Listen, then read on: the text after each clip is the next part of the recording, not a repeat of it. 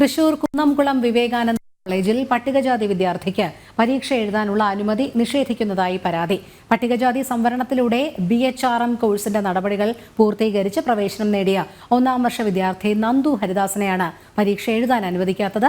സംഭവത്തിൽ പരാതി സ്വീകരിക്കാൻ പോലും കോളേജ് പ്രിൻസിപ്പൽ തയ്യാറാകുന്നില്ലെന്നും ആരോപണമുണ്ട്.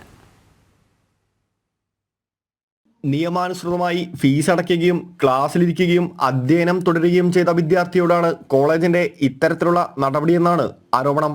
യൂണിവേഴ്സിറ്റി നന്ദുവിന്റെ പ്രവേശനം അംഗീകരിച്ച് ഹാൾ ടിക്കറ്റ് വിതരണം ചെയ്തിട്ടുണ്ട്.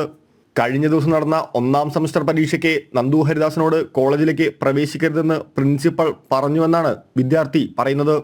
ഇപ്പോൾ ഫസ്റ്റ് ഇയർ സെം എക്സാം നടക്കുന്ന സാഹചര്യത്തിൽ എക്സാമിൻ്റെ തലേദിവസം യാതൊരു മുന്നറിയിപ്പും ഇല്ലാതെ പ്രിൻസിപ്പാളിൻ്റെ ഭാഗത്തു നിന്ന് ഈ കോളേജിൽ പ്രവേശിക്കരുതെന്നും എക്സാമിൽ പങ്കെടുക്കരുതെന്നും ആണ് എനിക്ക് അവസാനമായി കിട്ടിയ അറിയിപ്പ്.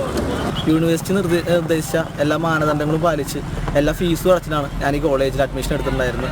എന്നാൽ എക്സാമിൻ്റെ സമയമാകുമ്പോൾ യാതൊരു മുന്നറിയിപ്പും കൂടാതെ എന്നോട് ഇവിടുന്ന് പുറത്തു പോകാൻ പറഞ്ഞിട്ടുണ്ടായിരുന്നു പ്രിൻസിപ്പാളിൻ്റെ ഭാഗത്തു നിന്ന്. ഇതിനെന്തായാലും ഞാൻ നിയമപരമായിട്ട് നേരിടും. സംസ്ഥാന SC/ST കമ്മീഷന് ഞാനെതിരെ പരാതി കൊടുത്തിട്ടുണ്ട്.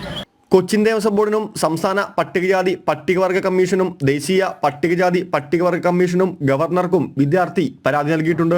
കോളേജിന്റെ ഭാഗത്തു നിന്നുണ്ടായ ഈ നടപടി പിൻവലിച്ചില്ലെങ്കിൽ അനിശ്ചിതകാല സമരങ്ങളിലേക്ക് കടക്കാനാണ് ABVP അടക്കമുള്ള സംഘടനകളുടെ തീരുമാനം. ജനം, തൃശൂർ.